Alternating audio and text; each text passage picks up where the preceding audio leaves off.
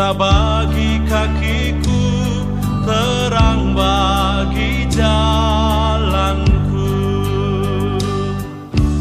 Firman-Mu. Saya tidak tahu siapa yang memilih tema ini. Bagaimana menghadapi krisis ekonomi. Saudara, kalau bicara krisis, dengar ya, saya percaya semua kita setuju kalau saya katakan ini. Kalau kita bicara krisis, tetap ada kok di hidup kita. Betul tidak? Saya ulangi lagi. Kalau kita bicara krisis, krisis itu akan ada dalam hidup kita. Setiap hari dalam kehidupan kita, siapapun kita, krisis itu akan tetap ada. Tapi di atas semuanya ini, ada Papa yang tetap bertanggung jawab untuk kita semuanya. Kepada keluarga yang bergabung dengan kita untuk belajar, maafkan saya kalau saya harus katakan ini. Kalau ada di antara kita, ada orang yang kita kasih meninggal, saya mau katakan kalimat penghiburan ini. Suatu hari yang namanya manusia pasti meninggal. Maka itu biar penghiburan dari Tuhan ada untuk semua keluarga yang ditinggalkan oleh orang-orang dikasih. Walaupun itu sulit untuk dimengerti. Kita percaya di atas semuanya Papa kita tetap bertanggung jawab. Sebelum kita bicara tentang krisis ini, mari kita mencari tujuan krisis ini. Ya, saya ulangi. Kita akan mencari tujuan. Dengan krisis, dengan masalah yang ada di hidup kita, apa tujuannya? Kalau kita bisa melihat tujuannya dan itu indah, maka krisis ini jadi ringan untuk kita hadapi. Tapi kalau krisis ini kita nggak tahu tujuannya, krisis sepele saja, itu jadi berat, jadi besar sekali. Rasanya tidak sanggup. Nah, sebagai murid-murid Tuhan Yesus, sebagai anak-anak Papa di surga, kita melihat krisis ini ternyata punya tujuan yang sangat mulia. Nah, kita lihat ayat yang pertama. Roma 8 ayat 28. Semua kita kenal ayat ini. Dan biarlah firman ini jadi kekuatan buat kita untuk kita menghadapi krisis ini. Roma 8 ayat 28. Kita tahu sekarang. Nah, saya suka memperhatikan kata sekarang. Karena kata sekarang ini mau dibaca besok, mau dibaca 10 tahun yang akan datang, dibaca 10 tahun yang lalu, tetap sekarang. Berarti setiap hari kita tahu sekarang. Apa yang kita tahu? Bahwa Papa di surga turut bekerja dalam segala sesuatu. Nah, segala sesuatu ini ya krisis. Entah krisis kecil, ringan, berat, besar. Pokoknya Papa selalu ikut bekerja dalam segala sesuatu. Loh. Jadi semuanya yang kita alami. Ini tujuan krisis. Untuk mendatangkan kebaikan. Tuhan ampuni kami kalau kami masih ada yang belum terima. Kebaikan apa? Tapi hari ini kami mau belajar untuk menerima firman-Mu ini. Walaupun sulit dan berat untuk kami mengakui kebaikan. Kebaikan apa? Tapi kami percaya Tuhan, apa yang Kau katakan itu benar. Hanya saja saat ini kami belum bisa mengerti. Tolonglah kami Roh Kudus untuk kami bisa mengerti betul.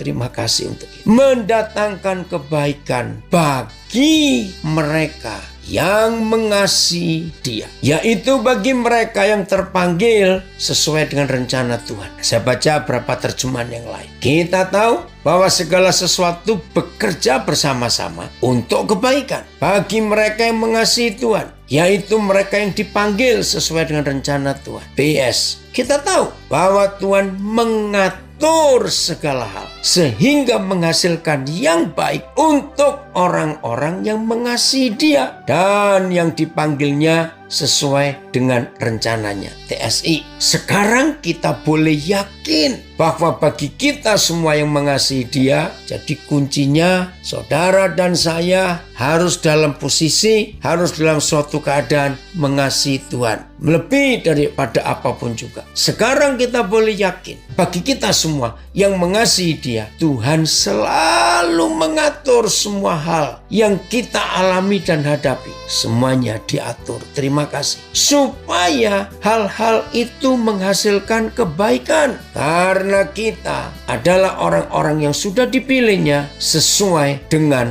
rencananya. Nah, dari ayat ini kita tahu krisis sekecil apa, sebesar apa. Krisis seringan apa, seberat apa. tetap Tuhan akan mendatangkan kebaikan buat kita semua. Tetap. Walaupun sekarang ini kita belum mengerti kenapa bisa begini keadaannya. Tapi kita percaya firman ini terjadi dengan luar biasa untuk hidup kita masing-masing. Nah, kebaikannya berupa apa? Ini yang kita harus cari. Coba lihat ayat 29-nya. Terima kasih Bapak. Kalau masih ada di antara kita hanya sekedar menggunakan Roma 8 ayat 28, lalu kita berkata, terima kasih Pak, terima kasih. Mengalami apa saja, menghadapi apa saja. Oh Tuhan, kau tetap baik, rencanamu dahsyat. Betul, tapi kebaikannya berupa apa? Sasarannya kemana? Ya, lihat ayat 29. Oh, ini ada ILT ayat 28, saya baca dulu ya.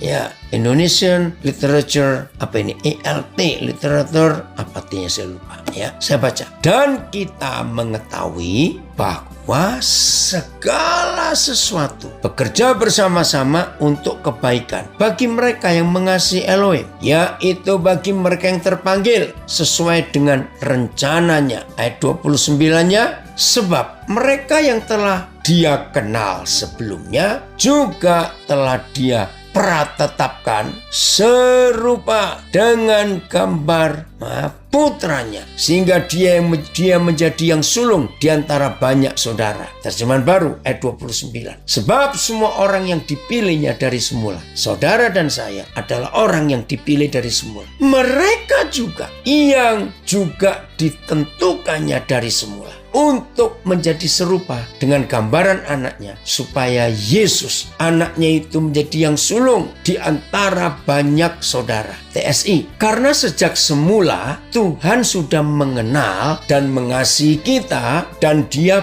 berencana supaya kita menjadi serupa dengan anaknya, dan rencananya juga supaya Yesus menjadi anak sulung di antara banyak saudara-saudari. Nah saudara, ini tujuan krisis. Ini kebaikan di balik krisis yang tadi kita sudah baca di ayat 28. Yaitu kita yang diizinkan masuk dalam krisis bentuk apa saja. Tuhan yang sudah menetapkan kita sejak semula. Sejak semula itu kapan? Ada dua hal, dua waktu. Satu, sejak dunia belum dijadikan.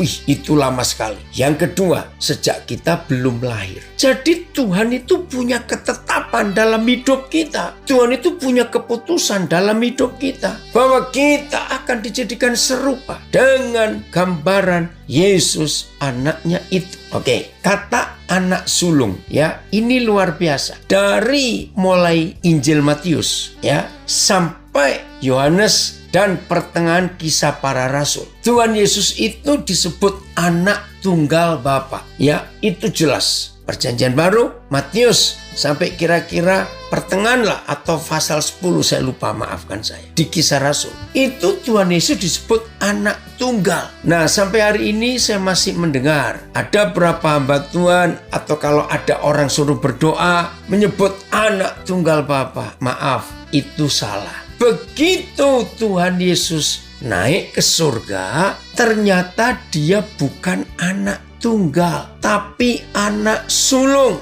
Loh, kok bisa? Nah, ini kebenaran yang luar biasa. Apa bedanya anak tunggal dan anak sulung? Beda sekali. Kalau anak tunggal, anak satu-satunya. Tapi kalau anak sulung berarti anak tertua dan punya adik-adik. Wih, luar biasa saudara. Jadi begitu Tuhan Yesus naik ke surga, Dia punya saudara. Itulah kita, adik-adiknya. Nah, karena Dia kakak sulung, maka adik-adiknya harus mengikuti teladan kakak sulung tadi. Nah, kiranya supaya saudara tahu perbedaan antara anak tunggal dan anak sulung. Maka itu di dalam ayat 29 Roma 8 tadi, Yesus itu anak sulung karena kita adik-adiknya. Wih, ini luar biasa. Coba kita lihat penetapan di kitab Ibrani. Ibrani 2 ayat 11. Terima kasih Tuhan Yesus. Engkau tidak malu mengakui kami adik-adikmu. Padahal seharusnya Tuhan Yesus malu loh saudara. Punya adik-adik model kayak kita begini, ampun dah.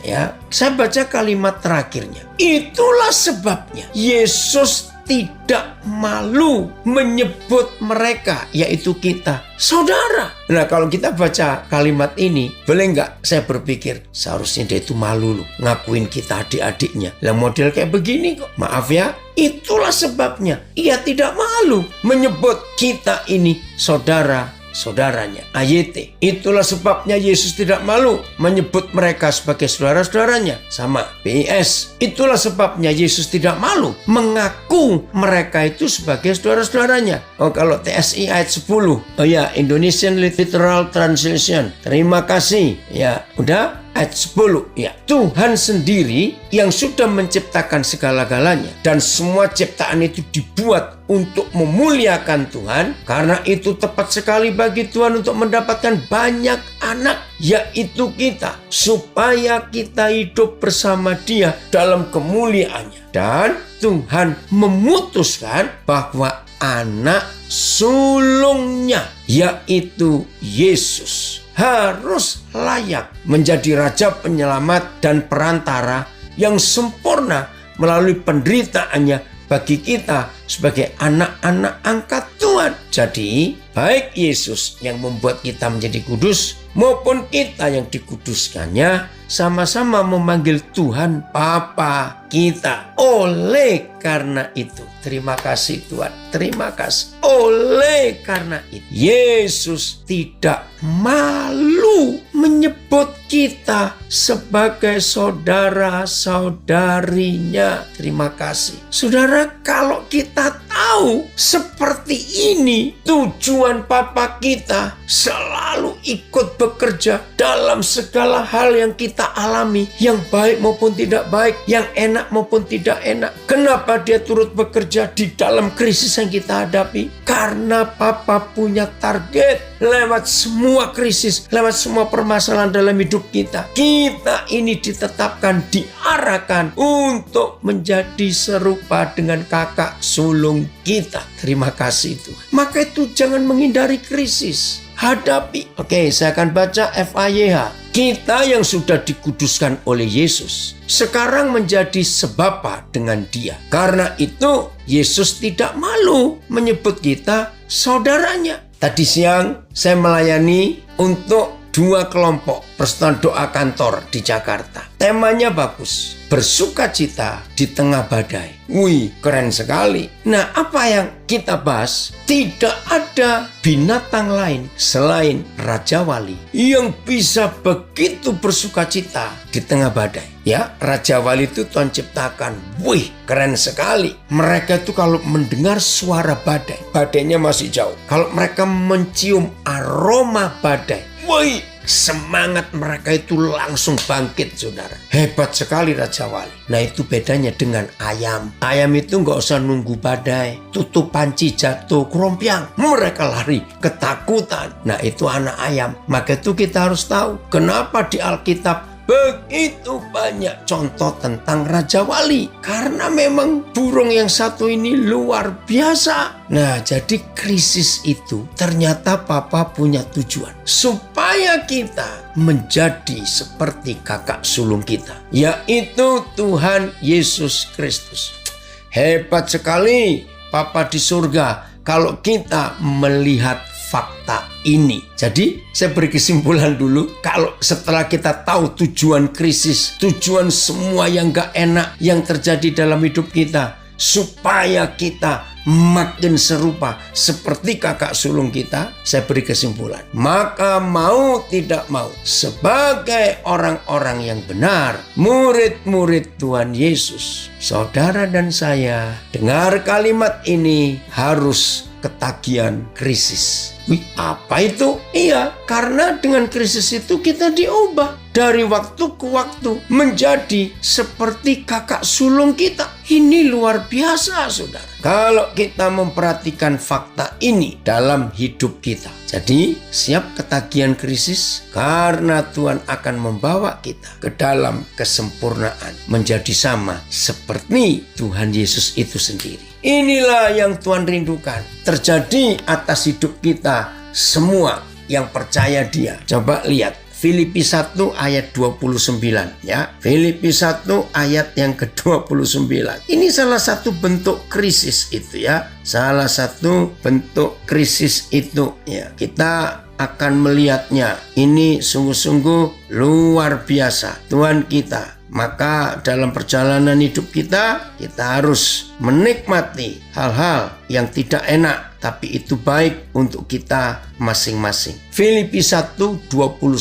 Terima kasih Bapa. Terima kasih. Tuhan, Engkau sungguh dahsyat. Engkau sungguh ajaib atas hidup ini. Sebab kepada kamu dikaruniakan bukan saja untuk percaya kepada Kristus, melainkan juga untuk menderita untuk Dia. Ayat. Sebab demi Kristus kamu telah dikaruniakan bukan hanya untuk percaya kepadanya, tetapi juga untuk menderita bagi Dia. PS. Sebab Tuhan sudah memberi anugerah kepadamu bukan hanya untuk percaya kepada Kristus, tapi juga untuk menderita bagi Kristus. Ini kan krisis dalam penderitaan. Itu karunia loh, anugerah. TSI. Karena kebaikan hati Tuhan, Dia memilih kalian bukan saja untuk percaya kepada Kristus, tapi juga untuk menderita demi kemuliaannya.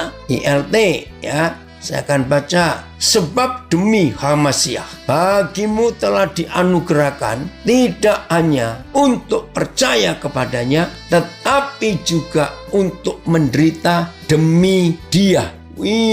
Luar biasa ini kalau kita percaya akan firman ini. Jadi kita nggak cuma diberi anugerah percaya, tapi anugerah untuk menikmati krisis. Mungkin lebih tepatnya kalau kita ganti kata menghadapi krisis. Lebih indah kalau kita ganti menikmati krisis. Karena krisis penderitaan itu anugerah. Saya nggak tahu berapa banyak yang berani berkata amin. Anugerah. Karena itu diberi. Terima kasih Tuhan. Amin. Ya, dari Lampung, dari Bogor, dari Singapura bilang amin. Puji Tuhan. Ya, ini di Facebook juga banyak berkata amin. Oh, puji Tuhan. BM ya. Filipi 1 ayat 29. Semua itu berlaku karena kamu sudah diberikan oleh Tuhan anugerah untuk mengabdikan diri kepada Kristus, bukan saja dengan percaya kepadanya, tetapi juga dengan menderita baginya. Amin. Haleluya, amin. Dari Samarinda, puji Tuhan. Kita semua berkata amin. Untuk anugerah yang bukan cuma yang enak-enak, tapi anugerah menikmati penderitaan untuk Kristus. Nah, kita lebih jauh. Menjadi serupa dengan Tuhan Yesus, itu artinya menjadi serupa dengan Kristus. Ternyata kita stop, berhenti berbuat dosa. Wah, mendengar kata ini, pasti hampir semua kita berkata, mana mungkin? Betul? Mana mungkin? Dari Nabire, amin, haleluya. Semua kita pasti akan berkata, mana mungkin kita bisa hidup berhenti berbuat dosa? Ternyata bisa. Ada ayatnya, ada firmannya untuk kita berhenti berbuat dosa. Maka itu krisis itu bagus. 1 Petrus 4 ayat 1. 1 Petrus 4 ayat 1. Jadi karena Kristus telah menderita penderitaan badani, kamu pun harus juga mempersenjatai dirimu dengan pikiran yang demikian. Pikiran yang apa?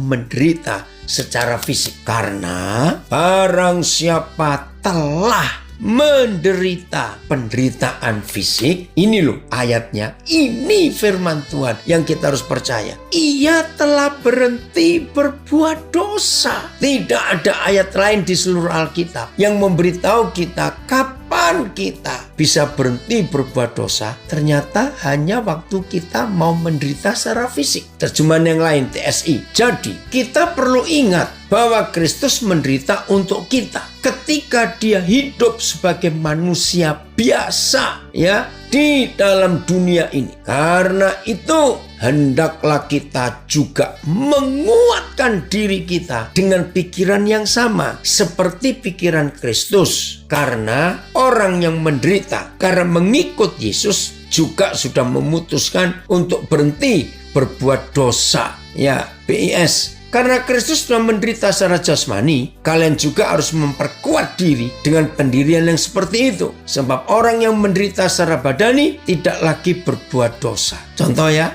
kapan suami istri stop bertengkar? Kapan suami istri stop bantah-bantahan? Kalau salah satu atau dua-duanya siap menderita, maaf dalam tanda kutip, karena kelakuan pasangannya yang menyakitkan, tapi yang satu tetap menikmati penderitaan itu. Kira-kira aman atau amen ini? Karena ketika pasangan kita memproses kita, membentuk kita, dan kita nggak terima, ribut saudara, maka itu kita nggak menang-menang. Ya, saya ulangi lagi ya. Suami istri yang siap menderita dalam tanda kutip karena kelakuan pasangannya dan bisa menikmati penderitaan itu dengan senikmat-nikmatnya apa yang dibuat oleh pasangannya walaupun tidak salah. Percaya nggak rumah tangga itu akan aman? Kata tadi kan saudara nggak perhatikan. Walaupun tidak salah, tapi pasangan kita menyalahkan kita, menuduh kita, jangan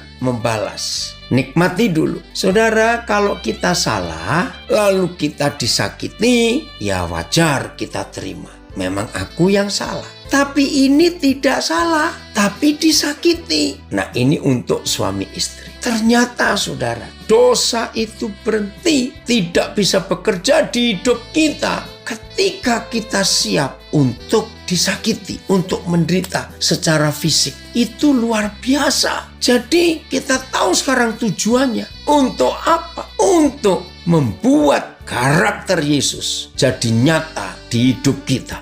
Wih, ini luar biasa. Maka itu jangan hindari krisis, jangan. Tapi juga jangan cari, ya, nikmati saja kalau itu datang. Ada maksud Tuhan. Jangan stres, jangan takut. Nikmati waktu yang indah dalam hidup ini untuk kita bisa diam, hanya menikmati hadirat Tuhan. Terima kasih. Ini ada yang mau menambahkan. Roma 8 ayat 18. Bagus. Saya akan baca. Ya, Roma 8 ayat 18. Sebab aku yakin bahwa penderitaan zaman sekarang ini tidak dapat dibandingkan dengan kemuliaan akan dinyatakan kepada kita. Betul. Roma 8 18 TSI-nya saya baca. Oleh karena itu, menurut saya penderitaan yang kita alami sekarang ini tidak bisa dibandingkan dengan kemuliaan yang akan dinyatakan kepada kita. Nggak sebanding, saudara. Kalau semua kita bisa menang dan menikmati krisis ini, maka kita akan melihat kemuliaan Tuhan yang luar biasa, gak sebanding dengan penderitaan, kesakitan yang kita alami. Gak sebanding. Ini luar biasa. Apa yang Tuhan ajarkan kepada kita untuk kita menjadi pemenang-pemenang di akhir zaman ini. Maka itu mulai hari ini, saudara. Ubah mindset kita, ubah pola pikir kita bahwa menghadapi krisis itu indah karena kita akan jadi serupa dengan Yesus dan kita diajar untuk berhenti berbuat dosa karena lewat penderitaan ini. Oke, masalah ekonomi. Aduh, mengerikan sekali. Tapi sebetulnya saudara, karena ada perubahan zaman. Coba renungkan. Ternyata dunia kita ini mengalami perubahan yang drastis. 180 derajat. Pernah baca tulisan berapa bulan yang lalu? Ternyata milenial ya itu membunuh. Loh, kok bisa? Milenial itu membunuh. Dunia sedang mengalami goncangan dalam masalah ekonomi ini. Contoh, nggak ada COVID pun, maka orang sudah mulai disiapkan kerja di rumah. Online semuanya. Nggak tahu kapan, tapi rasanya nggak lama. Gedung-gedung tinggi, kantor-kantor itu ada ngalami pergeseran. Yang paling sibuk itu Gojek, GrabFood, GoFood, ojol. Wih, geraknya luar biasa. Apalagi setelah semuanya harus tutup, tapi hanya boleh dibawa pulang. Saya tuh kalau melihat di jalan-jalan ya, lihat TV semuanya, bersyukur ada bisnis online ini? Ya karena keadaan, kita nggak bisa memaksa. Lihat gerai-gerai besar tutup, orang sudah nggak pergi lagi, nggak perlu lagi pergi belanja ke mall, ke toko, kemana. Semuanya online, nggak ada pandemik pun. Hidup harus berubah. Maka itu ketika awal-awal pandemik ini ada istilah yang aneh, new normal, kenormalan baru yang sebetulnya itu abnormal. Ya tapi kita harus terima keadaan ini. Lalu bagaimana menghadapi keadaan ini? Siapkan mental. Mental apa? Kalau harus dinyatakan bangkrut, maaf ini maaf. Karena keadaan, ya sudah, nggak usah malu. Ya kita harus terima fakta ini. Karena situasinya sudah seperti ini. Kita nggak bisa nyalakan siapa-siapa. Ya sudah. Nah seringkali kita ngomong, lah nanti orang ngomong apa? Ya udah, hidup nggak usah tergantung karena orang ngomong apa. Kita harus terima fakta ini. Kita nggak tahu loh, dunia ini akan jadi seperti apa. Kita nggak bisa memprediksinya dengan jelas. Perubahannya luar biasa. Maka itu dengan mengenal firman ini, krisis seberat apapun, Bapa tetap bertanggung jawab untuk hidup kita. Percayalah itu, nggak usah merasa takut. Semuanya akan mengalami perubahan. Kita ikuti saja. Nah, terus dalam krisis seperti ini, ekonomi, jadi kacau balau. Serius saudara, secara fakta ini menakutkan. Nah, jangan sibuk untuk menambah income. Jangan sibuk untuk menambah pendapatan. Stop. Kalau di masa krisis seperti ini, ada orang-orang memaksa diri untuk menambah income, menambah untung, menambah pendapatan. Saudara makin stres. Terus bagaimana? Nah, kembali kepada prinsip Alkitab. Belajarlah untuk bisa berkata cukup. Saya ulangi, belajarlah untuk bisa berkata cukup. Luar biasa. Kalau semua kita bisa berkata cukup, maka nggak perlu nambah income, nggak perlu nambah pendapatan. Tapi kita menurunkan prinsip gaya hidup. Cukupkan. Nah, apa itu kata cukup? Kata cukup itu ada di 1 Timotius 6 ayat 8. Coba kita lihat. Kata cukup itu ada di sini. 1 Timotius 6 ayat 8. Cukup. Nah, kalau saudara dan saya bisa berkata cukup, maka nggak ada krisis yang bisa mengalahkan kita. Ya, saya ulangi lagi, jangan memaksa untuk menambah income, menambah pendapatan, ya menaikkan keuntungan. Jangan masa seperti ini, tapi turunkan standar hidup kita. Ya, asal ada makanan dan pakaian cukuplah. AYT, jika sudah ada makanan dan pakaian, kita akan merasa cukup. Tetapi sedang ada pada kita makanan atau pakaian, biarlah kita berpada dengan itu. Jadi kalau sudah ada makanan dan pakaian, cukupkanlah diri kita dengan itu. Artinya saudara, pokoknya nggak kelaparan dan nggak telanjang. Itu cukup. Saya ulangi lagi, di masa krisis seperti ini, jangan berusaha meningkatkan pendapatan, tambahan, income, keuntungan. Sudah, kita nggak bisa mikir itu. Situasinya tidak baik. Tapi cukupkanlah dengan apa yang ada. Asal ada makanan dan pakaian, cukuplah. Ya sudah, mau bagaimana lagi? Nah, memang akan ada perubahan. Lalu yang punya toko bagaimana? Aduh, ya kita harus menyadari, minta hikmat Tuhan.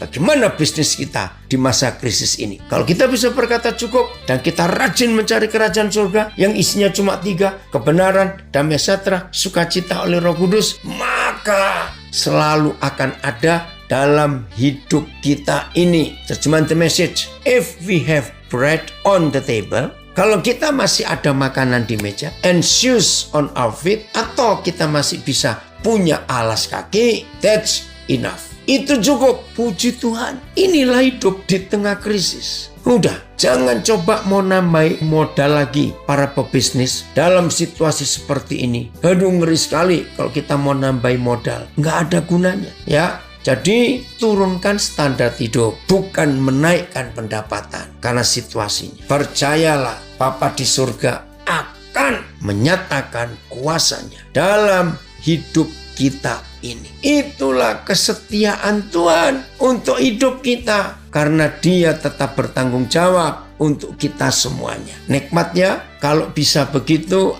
aduh, luar biasa. Ya, jadi ayo kita nikmati kasih Tuhan yang luar biasa itu. Karena kesetiaannya tidak habis-habisnya untuk dalam hidup ini. Terima kasih Bapak, terima kasih. Itu jaminan yang Tuhan berikan buat kita semuanya. Oke, kita lanjut. Jadi siap ya menghadapi krisis ini, siap ya. Terima kasih Bapak, terima kasih. Engkau tetap setia kepada kami semua. Kita lihat Yesaya 41 ayat 10. Di tengah krisis pun dia tetap setia dan mau menolong, menjamin, menyertai, melindungi kita semuanya. Puji Tuhan, dari Gorontalo rasa cukup mengajarkan kita untuk lebih tahu dan bersyukur. Amin. Oke. Yesaya 41 ayat yang ke-10. Terima kasih Bapak. Ini jaminan yang luar biasa. Janganlah takut. Ya udah, nggak usah takut. Sebab aku menyertai engkau.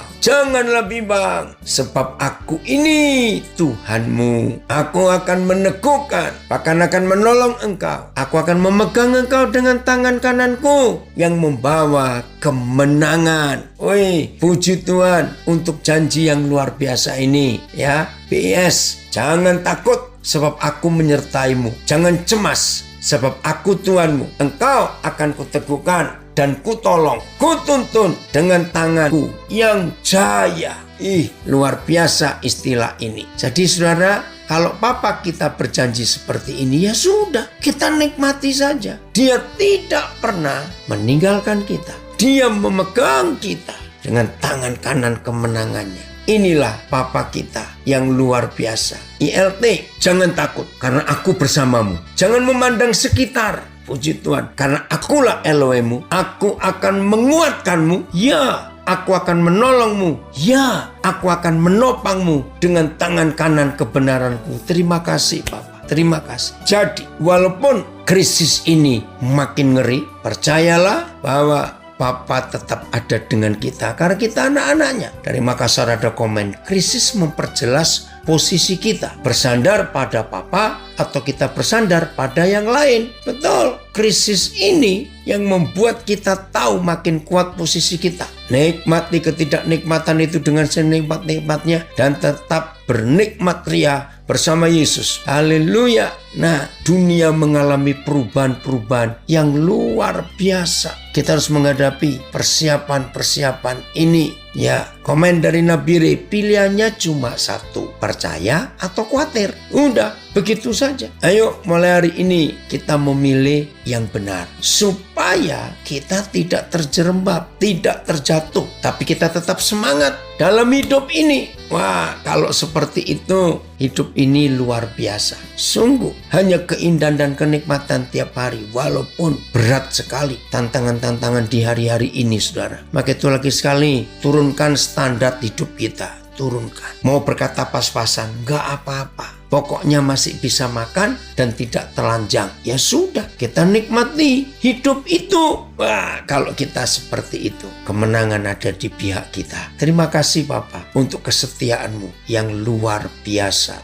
Keluaran 14 ayat 14. Janji Papa kita ketika itu Israel betul-betul sedang krisis berat. Ya, krisis berat. Kita lihat Keluaran 14 ayat 14. Yahweh akan berperang untuk kamu dan kamu akan diam saja. Semuanya sama terjemahnya. Tuhan akan berjuang untuk kamu dan kamu tidak perlu berbuat apa-apa. Ini jaminan yang Papa kita sediakan. Waktu itu kita tahu pengalaman Musa dengan sekian juta orang Israel. Mereka sudah bersukaria karena bebas dari perbudakan Mesir. Tiba-tiba tanpa mereka percaya, Firaun menyusul dengan kereta-kereta kuda dan kuda-kuda yang gagah perkasa. Israel kan jalan kaki. Saudara bisa bayangkan mau sekuat apa orang lari dibandingkan kuda. Nah, apalagi situasinya di pinggir laut. Ini bukan kisah sekolah minggu, tapi ini kisah nyata. Begitu mereka lihat ke belakang, wih, debu bertebaran dan suara rap. Mereka tahu Firaun nyusul ini. Di depan mereka laut, kiri kanan mereka padang gurun. Mau bagaimana? Mau larinya bagaimana? Saudara, Musa juga panik sebagai manusia. Tapi Musa mendengar suara Tuhan. Musa mendengar suara Tuhan. Maka itu Tuhan berkata, Musa, aku yang berperang ganti kalian. Kamu diam saja. Ya mau perang bagaimana? Israel gak ada persenjataan. Tapi tentara Firaun dan berkuda dengan lembing, tombak semuanya. Aduh, versi membaca dengan mudah. Kamu tidak melakukan apapun. Yahweh yang akan berperang untukmu. Dan itu betul-betul terjadi. Ketika mereka diam dan menyerah, pertolongan datang dari atas. Tiba-tiba ada angin yang besar sekali. Dan angin itu jadi seperti pisau. Tapi logikanya saudara, pisau pun nggak bisa motong air. Betul tidak? Pisau pun tidak bisa motong air. Iya toh? Tapi ini angin yang datang dengan luar biasa. Laut itu terbelah. Ya, ada yang bilang itu fiksi. Ya terserahlah. Tapi kalau kita akan percaya, itu perbuatan tangan Bapa kita yang luar biasa. Dan Alkitab menulis, misalnya mujizat sudah terjadi, yaitu laut itu terbelah. Coba renungkan. Wajar nggak kalau dasar laut itu becek karena airnya baru dibelah? Coba mikir. Tapi kitab Keluaran 14 menulis, mereka berjalan di tanah kering. Wih, luar biasa. Saudara lihat mujizat, air terbelah. Mereka jalan di tanah yang kering padahal baru dibelah lautnya. Coba lihat di daerah-daerah kita, kalau baru hujan sebentar saja pasti genangan air ada dan becek. Ini kering. Mujizat yang ketiga, Tuhan pasang tirai, entah dari kekuatan apa. Jadi ada tirai seperti angin, seperti debu, nggak tahu, untuk menghalangi tentara Firaun nggak bisa maju. Bayangkan mereka jalan kaki, tentara Firaun naik kuda. Jadi ketika mereka sudah di laut itu, tiba-tiba ada batas yang Papa buat, saudara, sehingga Israel jalan terus dengan cepat. Saya nggak tahu bagaimana paniknya mereka ya. Nah, Firaunnya nggak bisa maju. Terus begitu semua sudah menyeberang,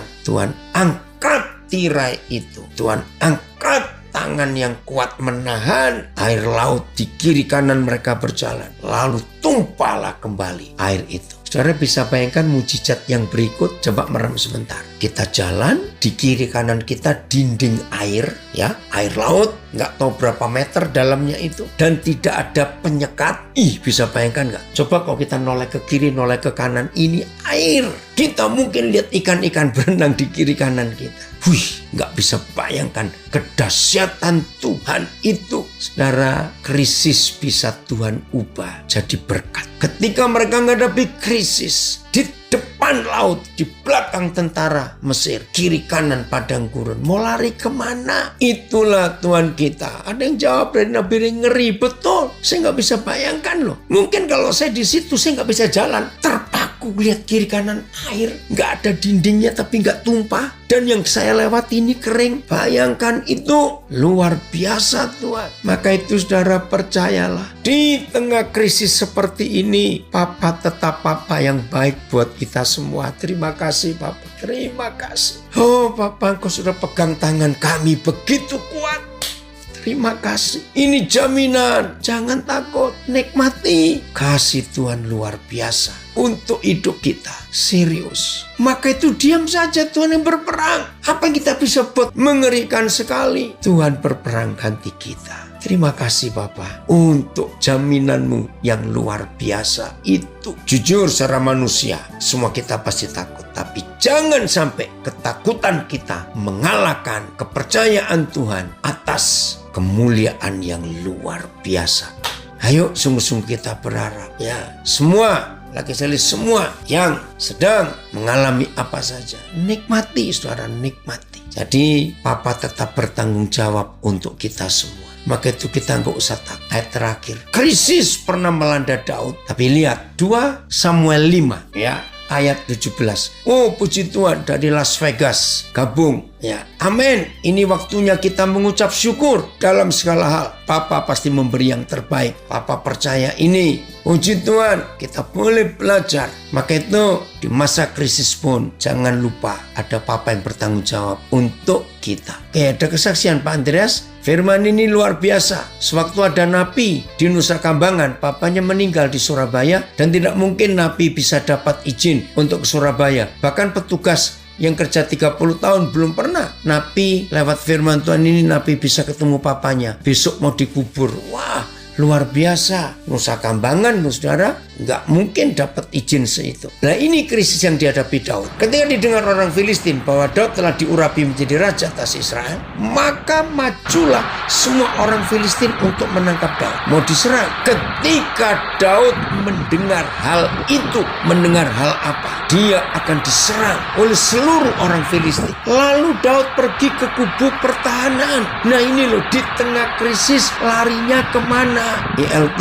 Dan orang-orang Filistin mendengar bahwa mereka telah mengurapi Daud sebagai raja atas Israel, dan semua orang Filistin datang untuk mencari Daud, dan Daud mendengar dan turun ke kubu pertahanan. Ayat 18. Ya, ayat 18 kita lihat. Ketika orang Filistin itu datang memencar lembah Refaim, sudah jelas ini musuh sudah dekat. Ayat 19.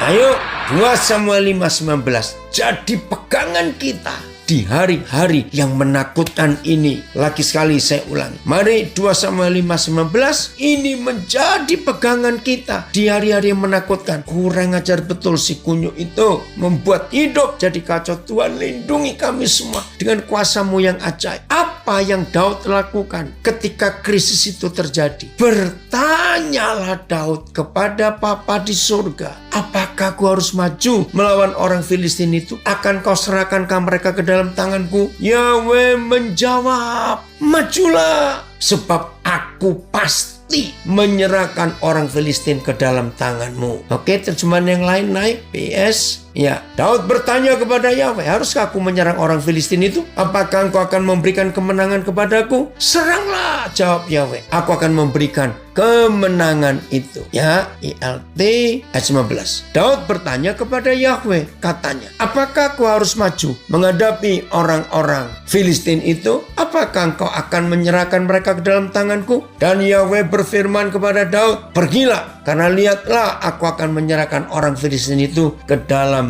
tanganmu. Saudara yang dikasihi Tuhan, sampaikan firman ini kepada semua saudara kita yang sedang mengalami banyak masalah hari-hari ini. Masalah bisnis, masalah keluarga, masalah apa saja. Ingat, Papa tetap Papa yang setia. Terima kasih Papa untuk itu. Ayo, komunikasi kita dengan Papa di surga tidak boleh putus. Terus kita komunikasi, selalu bertanya, kita dekat kepada Dia, kita menikmati hadiratnya, pelukan kasih Papa atas hidup kita tetap ada. Ayo hari ini kita rileks sebentar, datang kepada Papa, pandang wajahnya, nikmati hadiratnya, maka kuasa Tuhan akan nyata di hidup kita. Jadi krisis itu baik karena kita dibentuk menjadi sama seperti Yesus. Kita dilatih untuk berperang. Jadi kita nggak perlu takut. Tuhan Yesus memberkati kita semuanya. Dan ayo kita jadi pemenang. Dan bagikan firman ini kepada banyak orang di sekitar kita.